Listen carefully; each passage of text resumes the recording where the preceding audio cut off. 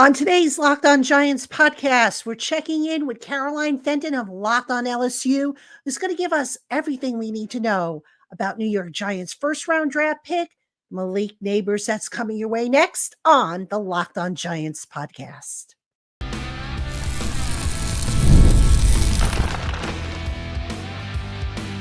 You are Locked On Giants, your daily New York Giants podcast, part of the Locked On Podcast Network.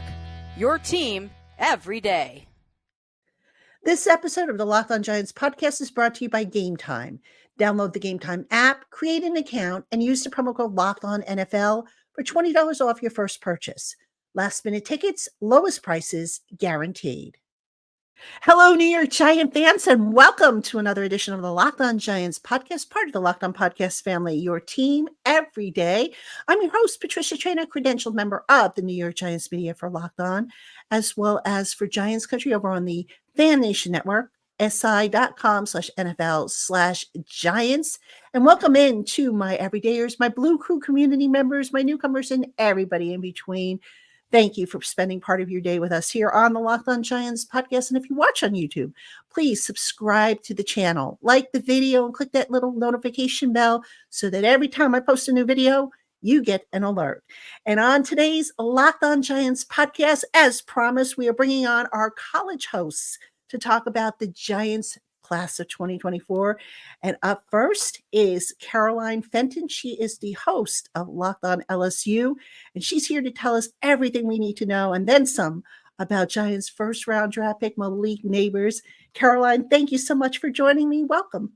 Absolutely happy to be here. And I would be lying if I said that whenever Joe Alt went off the board at the Chargers, I was keeping my fingers crossed as a Nashville sports talk radio host, keeping my fingers crossed that the Giants were going quarterback. So Malik Nabers would slide to 7 to the Tennessee Titans. Obviously didn't fall that way, but you got yourselves a really good one in Malik Nabers. All right. Well, we're going to break down Malik's game. We're going to talk a little bit about his intangibles and whatnot. And, if I'm not mistaken, he's still kind of young, right? I think he's 20, hasn't turned 21 yet. He'll be 21 in training camp, I believe. Right. Yeah. So that being said, still kind of young, but can you talk about his game and how sophisticated is his game at this stage in his career? It's incredibly advanced, and I think it came on very quickly throughout his period in his time at LSU. His freshman season. He, of course, was someone to keep an eye on as being as highly recruited and an in-state kid from the state of Louisiana, but didn't contribute to the level that everyone was thinking, oh my goodness, this Malik Nabers kid, because going into the 2022 season, so much of the conversation was dominated by Kayshon Boutte, who was going into the 2022 season as a top 5 projected draft pick. It didn't come to fruition that way. Instead, it was Malik Nabers that really emerged as the number 1 receiver, and it happened very soon. I think you'll go back to the Florida State game, maybe not the best game that Malik Nabers wants to remember. He muffed 2 punts in that game that ultimately ended up being, the special teams nightmare of Brian Kelly's first game as the LSU head coach. But it felt like in that moment, Malik Nabers made a breakthrough in offensively rather than just special teams. That had been predominantly his role was on special teams in 2021. But I believe he grew with Jayden Daniels. Obviously, Jayden Daniels, Heisman Trophy winner, 2nd overall pick to the Washington Commanders. LSU's offense as a whole took a massive step forward throughout the 2022 season and from 2022 to 2023. A big part of that is the development and maturity of the offensive line, but I think it was also due to Jayden Daniels and Malik Nabers. That Jayden Daniels wouldn't have taken the steps forward from 22 to 23 that he did without Malik Nabers, and I could say the same thing vice versa.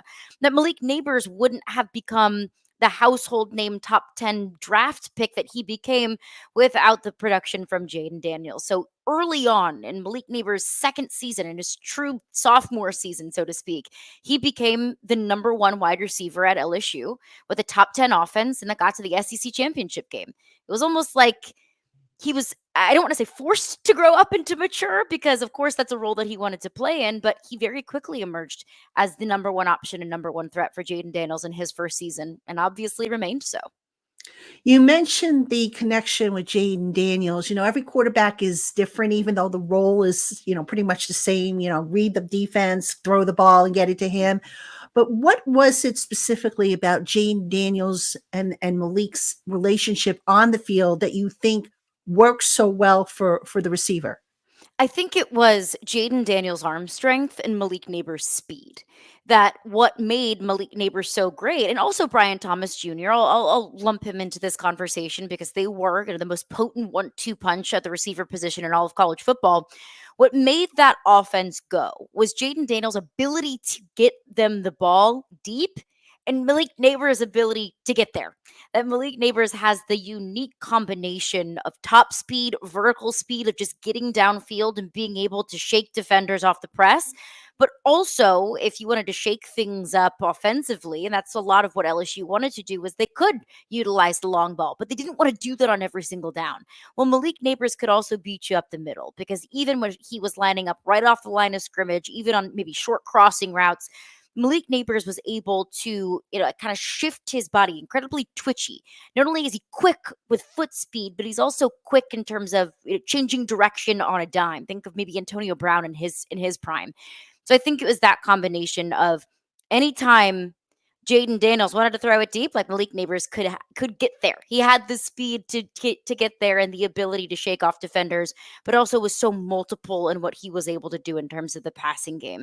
He's not just a deep threat. He's a guy that can really do whatever you ask him to make and can make some really tough contested catches. And if I understand correctly, he can line up anywhere, right? He can line up slot, out wide, split end, maybe even in the backfield sometimes, right? He's Yeah. done it all.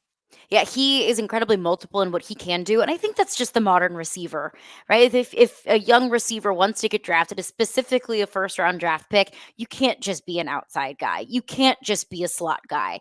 I think our perception of a slot guy maybe being the 5'8" speedster, that's a little bit antiquated now because we see some of the top receivers in the National Football League lining up in the slot. Jamar Chase has some of his biggest plays lining up in the slot. Cooper Kupp is the same way with the Los Angeles Rams. So you can really line Malik Nabers up anywhere because he is so versatile in his strengths. It's the quickness, it's the twitchiness, and it's the foot speed. What about areas of his game that aren't quite as mature just yet? So we can talk on and off the field because I know that there were maybe some off the field concerns about Malik Nabers going into the drafts, but I'll stick with on the field for now. I would say one thing that you don't need to worry about is Malik Nabers getting open downfield. That is something that he was so good at coming off of the press, whether it was man, whether it was zone, whatever it may have been, whatever defense they were throwing at LSU, which, frankly was a lot more zone than it was man, just because it was really kind of pick your poison with this LSU offense in terms of pass catchers.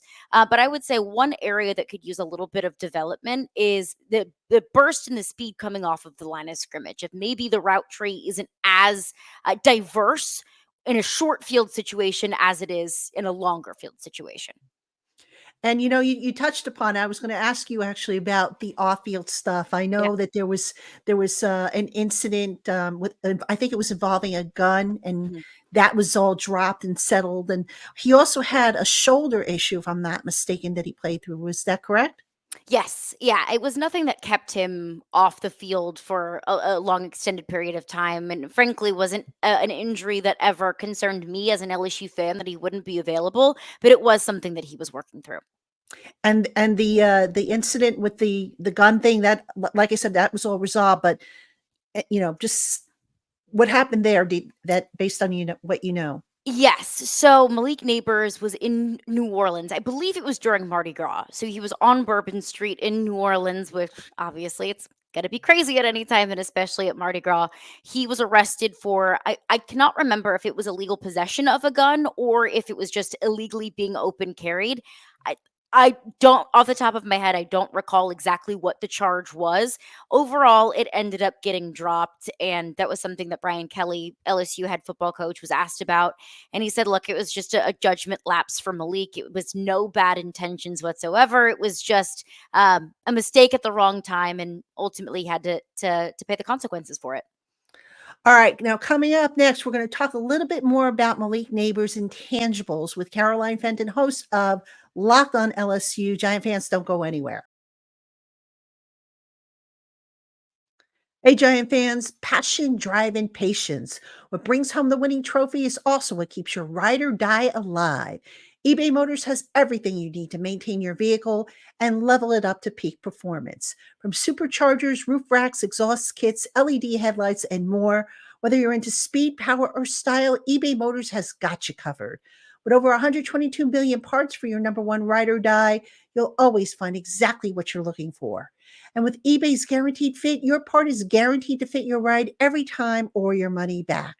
Because with eBay Motors, you're burning rubber, not cash. And with all the parts you need at the prices you want, it's easy to turn your car into the MVP and bring home that win. So go on and keep your ride or die alive at ebaymotors.com. Eligible items only, exclusions apply. eBay's guaranteed fit only available to U.S. customers. Hey, Giant fans. So, when I'm not following the New York Giants, there's no greater thrill for me than playoff hockey. And with the New York Rangers in the thick of the playoff hunt, how cool would it be to get to the game to cheer the blue shirts on? What's that? Sold out, you say? Well, with Game Time, there's always great seats available at competitive prices. Game Time offers last minute deals that can save you even more, and they take the guesswork out of what your seat view looks like, the fees, and all that other stuff that can make ticket buying a nightmare elsewhere. With Game Time, you even get event cancellation protection. And if you find your tickets elsewhere in the same section and row for less, Game Time will give you 110% of the difference. So go on and take the guesswork out of buying tickets with Game Time.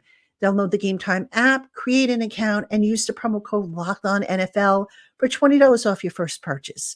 Last minute tickets, lowest prices guaranteed. Terms apply.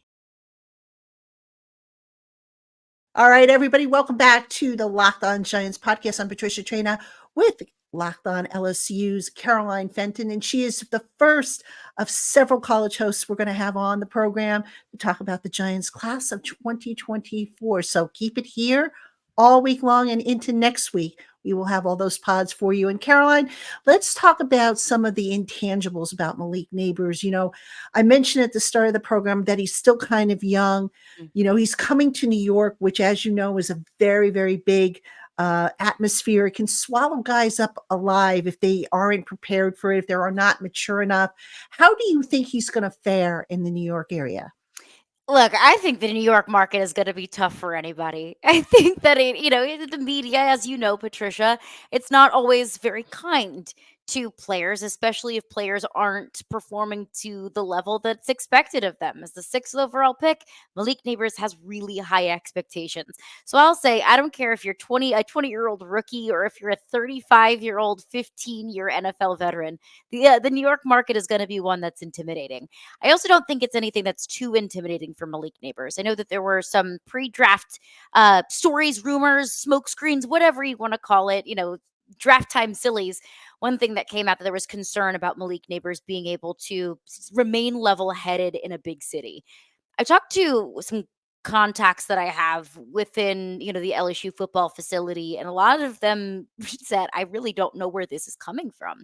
I don't know. There was nothing that would indicate any behavior on the field or off the field or within the locker room that would indicate that Malik Nabers wouldn't be able to thrive in a big market in a big city. I always say that money makes you more of what you are. That if you're a bad person, if you're a bad guy, money's probably going to make you even more of a bad person. If you're a good person, money's not going to change that. Everyone that knows Malik Nabers on a personal level has said, look, Malik Nabers is a good kid and he just wants to play football and he just wants to deliver and he wants to do good things at the next level. I don't think that being paid and being in a big market is going to change that. I will say as well, I heard a lot of reports that said he was high maintenance. I talked about that, my co-host in Nashville. He was a wide receiver in the NFL for 15 years. I asked him about that, and he said, "Show me a wide receiver that's not high maintenance." That's just kind of the position that receivers tend to be labeled as more high maintenance, as more divas. And look, it's a hard position. You have to get open on every single play, and you might only get the ball once. You might only get the ball twice a game. It's a really tough position, and I think you kind of have to have that diva, high maintenance, me against the world personality, as long as it's in a positive way. Everything that I know of Malik and everything that people that know him better than I do have said, look, Malik's he's a competitor. He wants to win and he wants to produce, but he is not going to let his desire for personal achievements supersede his desire to win. Ultimately, that's all he wants to do, and he wants to help the football team do that. And let's talk about his presence in the locker room. He's coming in, he's a rookie, very highly touted rookie. He's going to have a lot of attention. But how is he in the locker room? Is he quiet? Is he boisterous? What's he like based on what you know? Yeah, so it's funny to see Malik grow, not just as a player, but also as a person as well. Going back to the beginning of the 2022 season, like I said, we were talking about him a bit, that hey, he could be a decent second or third option for Jaden Daniels.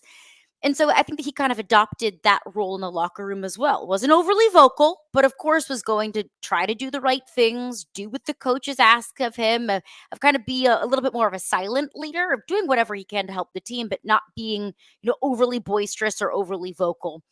As his role on the field started to grow, his role in the locker room, I believe, started to grow as well. He was more vocal. He was interacting with some of the younger receivers, kind of breaking down what I like, what I don't like. Vocal with Jaden Daniels as well, of look, too high, man, or I need a little bit more to the right, of interacting and constantly having that communication. I think that might translate well to the league, because I understand it's really tough to go from being a massive fish in a tiny pond to being an itty bitty little minnow in an ocean. I think a lot of players maybe get knocked down a peg or two whenever they graduate to that next level. But I think seeing Malik grow from where he started LSU to ultimately where he ended up at LSU as being known as one of the greatest receivers to ever wear an LSU uniform. There's a lot of good ones. I think that he'll be able to adjust to that well as well, of earning his spot, earning his role in the locker room, but also understanding that being a first round draft pick, that comes responsibility as well. Now, the Giants currently, they say Daniel Jones is going to be the starter once healthy. There are some that believe that he won't be healthy, but regardless, what can Malik Nabers do to help whoever the quarterback might be? What, besides obviously, the deep speed and whatnot, what is it about his game that you feel can really help a quarterback in tandem? He can get open to the point where sometimes I'm thinking, how in the world did that just happen? There was one play in particular that I would tell any Giants fan to go back and look at. This was the LSU Mississippi State game this past season. It was 4th and 7, and they're going for it. And I'm thinking, Brian Kelly, what in the world are you doing? 4th and 7, punt? What are you doing? And then Jaden Daniels drops back. Malik Nabers is wide open in the end zone, and the closest defender is like 12 yards back. Malik Nabers, sometimes it befuddles me how open he's able to get. I think that's going to help any quarterback, is he's going to be able to get open. I think a lot of times we talk about, great quarterback and receiver duos, that sometimes quarterbacks can just throw it and say, F it, so-and-so is down there somewhere. Joe Burrow can say, F it, Jamar Chase is down there somewhere. I think that that's going to start to become the tendencies with Daniel Jones. Once they build that trust and that rapport and that chemistry, he'll be able to trust Malik Nabers to come down with some of those 50-50 balls. Where do you think he needs coaching, though, as far as refining his game? Because every rookie, we could say, Totally. regardless of where they're picked, needs some help. Where does he need help, do you think, to really hit the ground running? I would say diversifying the route tree, of acknowledging and knowing where your weaknesses are. And, Malik Nabers, Brian Thomas, this offense as a whole this past season at LSU, things looked like they came incredibly easy, that they didn't have to, really open up the playbook incredibly wide open, because they just had talent that could do things the easy way. By the easy way, I mean drop back, lop it down 50 yards. Malik Nabers is there open in the end zone. Boom, touchdown. Let's get the defense out on the field. So I think that adjusting to that life in the NFL, that you're going to have to dink and dunk a little bit more, that you're not always going to be wide open. They're not going to let you just run free for 50 yards. I think kind of diversifying the route tree there and being able to be a little bit more finesse and take advantage of his quickness and changing position. I think the other thing as well is, you brought it up, he's 20 years old. He'll be 21 at the beginning of the season. He's young. that's hard. That's an adjustment. You're young. You're moving from Baton Rouge, Louisiana to New York City. That's a big jump. You made NIL money. Yeah, absolutely. That's great. But now you're making millions and millions of dollars. I think just understanding that he is young and having a coach to be able to guide him along with that, without hurting his confidence, because the confidence can be bruised once you get to the next level. So I think that's more of a holistic way to approach it as well, is understanding that he is young and taking that next step, and there's going to be an adjustment period, and he's going to have to understand that and not get frustrated with that. In terms of, the types of coverage he's played, obviously he's going to see some man, he's going to see some man press, zone coverage. Where does he excel, and where do you feel he still needs to develop his game a little bit more in the different types of coverage? He is incredibly physical, and he's a big body. While he doesn't have maybe the length or the height of a stereotypical receiver in the NFL, he's still incredibly physical. He's kind of a stockier build, not quite like a Roma Dunze or an AJ Brown that you might recognize from the league now, but he's more of a bigger body and has some weight and some muscle to him. So he's able to be physical and shake defenders off the press. I would say he saw more zone in college than he saw man. And when he did see man, he was able to outrun really a majority of those defenders. Like, go to the next level now. Those defenders are going to be able to keep up with your 4.3, 4.4 speed. So I would say zone is really where he thrived the most, just because that's more of what he saw in college. You need some development with the man, but getting off the press, I think, for a rookie is really where his bread and butter might be, being incredibly physical.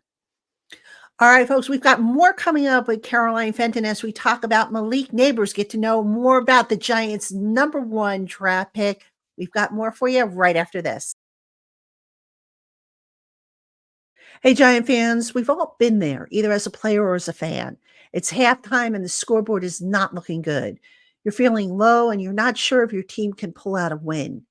That's when you dig deep, lift your head up, and say to yourself, time to get back in the game, pull off some bank heists, and take as much of my friends' money as I possibly can. That's right, the smash hit mobile game Monopoly Go lets you compete with your friends to get the most riches and the biggest empire. It's the Monopoly you love, but on your phone, anytime, with tons of new twists, including leaderboards to compare your progress with your buddies. And there's so much to do. You can play on countless dynamic Monopoly boards, make your friends bankrupt by smashing their landmarks with a wrecking ball, and even charge other players rent for your iconic properties. You can even work with your friends to crack open community chests and in tournaments to get extra rewards and climb the leaderboard. So get back out there, put your game face on, and download Monopoly Go, now free on the App Store or on Google Play. All right, everybody, welcome back to the Locked On Giants podcast. I'm Patricia Traina with special guest Caroline Fenton. She is the host of Locked On LSU. And please, folks, check out our college hosts. They do such a good job, not just with football, but they talk about baseball, recruiting, all the college sports, everything you need to know, whether you're an LSU fan, a Rutgers fan, whatever team you like, they've got you covered, and they do a fantastic job. And Caroline, with Malik Nabers, I'm looking forward to actually, having him come in, talk to the press and whatnot. What kind of, tell me a little bit more about him as a person, maybe interests or, is there a particular, I don't know, cause that he backs? I mean, I like to always find that human element about a player. Yeah, Malik Nabers, it is funny because, like you mentioned, he is fairly young. There'll be some references that he might make in a press conference, and I'm starting to show my age. I'm like, I have no idea what you're talking about. I have no idea what that word means. He is, I think you have to keep in mind as well, he's from a small town in Louisiana. He took that next step forward to being on the big stage at LSU. I think at this point, he just wants to enjoy everything that comes with not only the great things that come with being in the NFL, but also embracing the city. He was really involved with a lot of community service that LSU football was involved in. He spearheaded one outing around Christmas time, and the football team went out and went with some Boys and Girls Clubs of Louisiana members and some kids that come from troubled backgrounds and troubled homes, and took them to Toys R Us and Target and Walmart and all of these different places to buy them Christmas gifts. I know Brian Kelly pointed out, that was something that Malik really loved and really embraced, was be able to give back to the community. One thing that I think is, you'll see it a lot, but I think it's really specific to Louisiana, is people that are from Louisiana, people that went to LSU or represent LSU or the state of Louisiana. They take a lot of pride into that. They always want to give back to the cities that raised them, the communities that brought them up. And Malik Nabers is no different. So I think that him being able to do that at LSU was probably a great opportunity for him, but now he gets to be on the biggest stage in a really massive market and be able to represent Louisiana. I don't think that's something that he takes very lightly. When he wore his jacket of the NFL draft, on the inside, it was pictures of him and his teammates and his family on the inside. I think that he takes a lot of pride in representing his family and representing LSU and representing the state of Louisiana. And I think he'll wear his heart on his sleeve. You mentioned, the family, the LSU family, and LSU has quite a nice history of receivers in particular, including some guy by the name of Odell Beckham Jr., who once upon a time was the Giants' #1 draft pick and made quite a splash for them while he was here. But, when you look at Malik's place in, that great line of receivers, and I know you've got Jamar Chase and I believe a few others. Yeah. Where does he kind of stack up? And I'm not necessarily asking you to compare them compare him with them, but where does he kind of stack up in terms of holding up that tradition? It is a continued tradition. It's Jarvis Landry, Odell Beckham Jr., Jamar Chase, Justin Jefferson. And after that 2019 season, LSU had the greatest college football team of all time, the greatest season of all time until that point. After, Justin Jefferson was drafted by the Minnesota Vikings and ultimately Jamar Chase, the question had become, well, who's next? Because we as LSU fans just grew so accustomed to always constantly producing, not just good, not just great, but elite receivers. Malik Nabers continued that tradition and continued that legacy, even when people didn't expect it to be him. Because I mentioned the 2022 season, that was really the turning point of his career. I expected it to be Odell Beckham Jr., Jarvis Landry, Justin Jefferson, Jamar Chase, Kayshon Boutte. That's what we all as LSU fans expected it to be. I think Kayshon Boutte himself expected him to be that. And here comes Malik Nabers, the sophomore out of nowhere, who absolutely booms for over 1,000 yards. He will continue that legacy. It will now be Odell Beckham Jr., Jarvis Landry, Justin Jefferson, Odell Beckham Jr., Malik Nabers, Brian Thomas Jr. And now we're asking, okay, who is next? Of course, that has to do with all of those players' successes in the league. I don't expect Malik Nabers to be any different. I expect him to be that next Jamar Chase. And what is it about LSU that they produce receivers? It's like they're receiving you. We've been making that claim, Patricia. I'm so happy that you brought that up because everybody wants to talk about Alabama and Ohio State. My goodness, those schools have produced wonderful receivers. But in recent history, it has been LSU. I think it's LSU's commitment to in-state recruiting, and that there is such a rich concentration of talent, not just in Louisiana, but specifically in South Louisiana. All of those players that I just mentioned came from Baton Rouge or New Orleans or surrounding areas. Tyrann Mathieu is in that group as well. Leonard Fournette is from New Orleans. So much talent that came through LSU that ultimately went to the next level. And I think it's, when you grow up in Louisiana, you want to go to LSU. I say this, and I know I probably sound like a homer because I went to LSU and I'm the host of Locked on LSU, but I firmly believe that there is no flagship university more important to its state than LSU is to Louisiana. You grow up in Louisiana, you want to go to LSU, and LSU embraces that. Their moniker is the boys from the boot, keeping in-state talent in-state. And it seems like this upcoming season, there are 2 more receivers that are from the state of Louisiana that are ready to slide in those number 1 and number 2 spots with holes left by Malik Nabers and Brian Thomas Jr. All right. So another group of receivers up and coming. Caroline, final question for you. What is one thing about Malik Nabers? I mean, if a Giant fan didn't know a whole lot about him, other than the fact that he's pretty fast, that he can get open, and he could be a game changer, but what's maybe an X factor or just something that a lot of people don't know about him that I think will make, or you think will make people say, wow, what an absolute steal this guy is? I'll come up with 2 things. I would say Malik Nabers is a really good teammate, that he would make a commitment to, young receivers or just young players in general, that if dropped a pass, whatever it might have been, a flub, a mistake.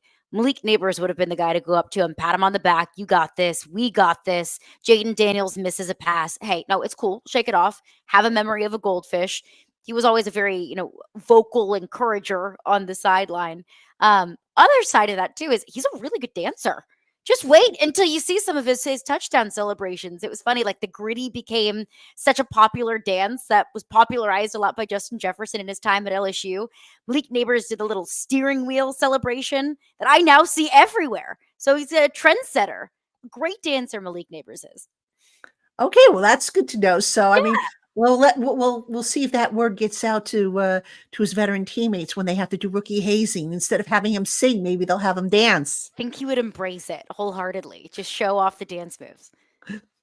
Well, too bad we don't get to see it, but who knows? Maybe if I ask him nicely, maybe he'll break it out and do something. Yeah, give him a little Caroline, gritty, give him a little appreciate you so- whatever this, the drive, right? I've got the drive, right? I can do that one much better than I can gritty. Okay, I have to learn. I mean, I'm still trying to master the salsa from the Victor Cruz days, and I'm getting there, but not quite as good as Victor. Victor still hasn't given me a passing grade yet, so maybe I'll master this one, and Malik will give me a passing grade. But Caroline, appreciate you so much for coming on. Thank you for sharing everything that you did about Malik Nabers. I know Giant fans are very excited to get him in the building, to see him on the field. He just sounds like a super, good kid. An electric receiver, very talented, and Lord knows we need that. It's been a long, long time since the Giants have had a number one receiver, a legitimate number one receiver, and it sounds like he is it. He absolutely is it. If you're looking for speed, explosiveness, and just fun football to watch, you're getting that Malik Nabers. You're getting a good one. Enjoy him. We will. That'll do it for us, Giant fans. That is Caroline Fenton, Locked On LSU. Check out her podcast. Keep it here all week long on the Locked On Giants podcast. We've got more college hosts coming up. We're going to talk about Tyler Nubin. He's coming up. We're trying to get the Penn State host on. We're going to go through all of them. And also, Giant fans, we're going to see if we can't get a live stream going for you later this week with Tana and Bad Dog and yours truly. So lots coming up. Hope to see you again. Thank you for tuning in. I'm Patricia Tana, and I will see you again tomorrow, Giant fans.